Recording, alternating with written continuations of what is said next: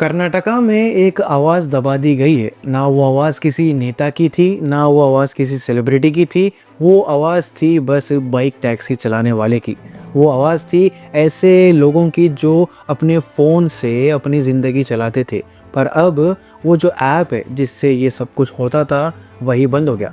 Ride app जितने भी थे कर्नाटका में सब कुछ बंद हो गए। इसका मतलब ये है कि इनकम बंद हो गई और जो ज़िंदगी है वो सबकी लाचार तरीके से चल रही। तो हुआ यूँ कि ये जो बाइक टैक्सी का मसला है पहले से चल रहा था, मगर 5 अगस्त को कर्नाटका की जो हाई कोर्ट है वो मतलब वहाँ पे एक सुनवाई चल रही थी, वो एक हियरिंग चल रही थी जहाँ पे बाइक टैक्सी एसोसिएशन ने एक केस रखा था। अब यहाँ पे वो जो बैन हटेगा ये एक उम्मीद से वो केस था, मगर वहाँ पे जो आर्ग्यूमेंट्स है वो चले थे, काउंटर आर्ग्यूमेंट्स भी आए थे और कोर्ट ने दोनों तरफ की बात सुन के जो फाइनल वर्डिक्ट है, मतलब कि आखिरी एक वर्डिक्ट रहती वो नहीं दी। उसकी जो सुनवाई है वो बोले कि हम बाद में देंगे, दूसरी हियरिंग में देंगे। कहा यह गया कि ये जो एक अफवाह है वो फैल रही कि 14 अगस्त को अगली सुनवाई होगी।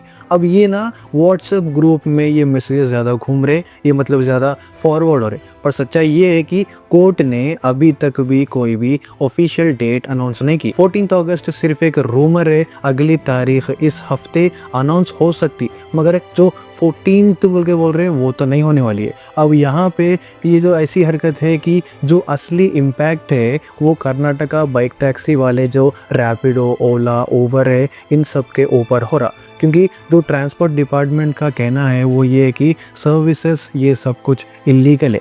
कानून के मुताबिक टू व्हीलर्स के जो कमर्शियल लाइसेंस है उसके बिना पैसेंजर को ट्रांसपोर्ट कराना ये इलीगल है। सरकार का ये भी स्टैंड है कि सेफ्टी कंसर्न्स और रेगुलेटरी वायलेशंस जितने भी है ना, इसके अंडर में ये बैन लगाया गया है। लेकिन ग्राउंड रियलिटी कुछ और ही है।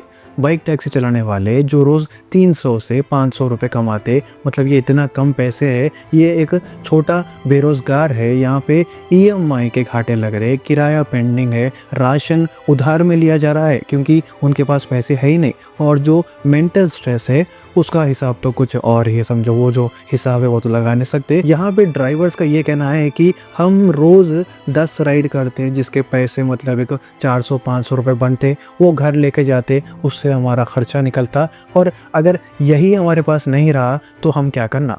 और कुछ लोग ऐसे ही बोल रहे कि जो स्कूल की फ़ीस है वो भी देना है, मगर जितने जो बच्चे हैं घर में, जो मतलब ये ड्राइवर का काम करते हैं, उनके जो बच्चे हैं वो अब घर में बैठ रहे हैं क्योंकि स्कूल की फ़ीस देने के भी पैसे नहीं है। अब यहाँ पे और एक परेशानी ये है कि कंज्यूमर, मतलब यहाँ पे ड्राइवर ने, जो लोग ये जो डिलीवरी लेते थे, पूरी जो सर्विस लेते थे, वो पहले 50 से 60 रुपये में पूरी राइड इनको मिल जाती थी, मगर अब ऑटो वाले 150 से 200 रुपये मांग रहे छोटी मोटी राइड के लिए। और मिडिल क्लास और स्टूडेंट्स के लिए ना ये एक पनिशमेंट जैसा लग रहा। सरकार एक तरफ बोलती है कि जो भी ये रेगुलेशन से हमने बस देख रेख में रख के लगाए हैं, मगर जितने भी बाइक एसोसिएशन है वो लोग बोल रहे कि हम बोल रहे हैं कि इसको बैन मत करो, रेगुलेट करो। मतलब कि अगर आप जितने रूल्स लगाते लगाओ हम उसको फॉलो करेंगे। मतलब कि अगर कमर्शियल लाइसेंस लेना है बोलो हम लेंगे, इंश्योरेंस बोलो हम वो भी लेंगे, और जितने भी मैंडेटरी रूल्स होंगे सबको हम फॉलो करेंगे, मगर हमारी जो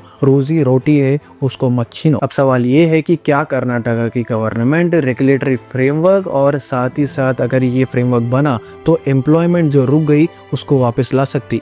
क्या एक जो मतलब ऐप बेस्ड बाइक टैक्सी है जिसकी वजह से कुछ लोग पैसे कमाते, क्या उनको फिर से फ़ायदा मिलेगा या फिर नहीं, क्योंकि इसकी वजह से सबके घाटे लगे हुए हैं। और सबसे बड़ा सवाल कि क्या कानून सिर्फ पॉलिसी के लिए होता है, मतलब जो इंसानियत नाम की चीज़ है वो है या फिर नहीं, क्योंकि जो पॉलिटिकल एंगल है वो छुपाया जा रहा है।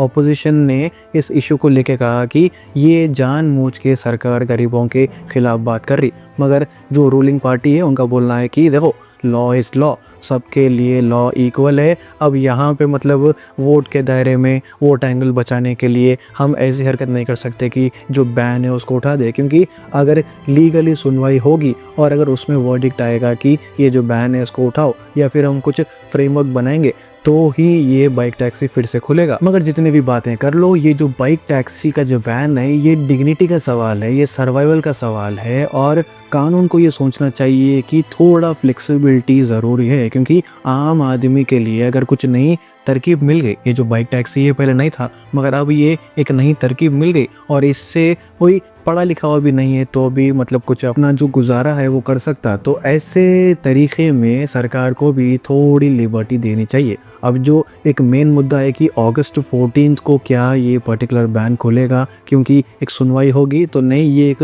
फेक बात है कि अगस्त 14 को ये जो हियरिंग है वो नहीं होगी, मगर ऐसा बोल रहे कि ये वीक में उसका एक अनाउंसमेंट आएगा, मतलब कि अगस्त के महीने में होगा। अगस्त 14 ये जो पर्टिकुलर डेट है वो नहीं होगी, मगर कहीं ना कहीं एक भरोसा है कि ये जो बैन है वो अब उठेगा, क्योंकि पब्लिक का जो प्रेशर है वो बहुत ज़्यादा है। तो जितने भी लोग को ये जो बैन है वो उठाना बोल के है, सब लोग कमेंट करके बोलो बाइक टैक्सी, ये कमेंट करो, और जितने भी नए लोग हैं एक लाइक कर लो, सब्सक्राइब कर लो।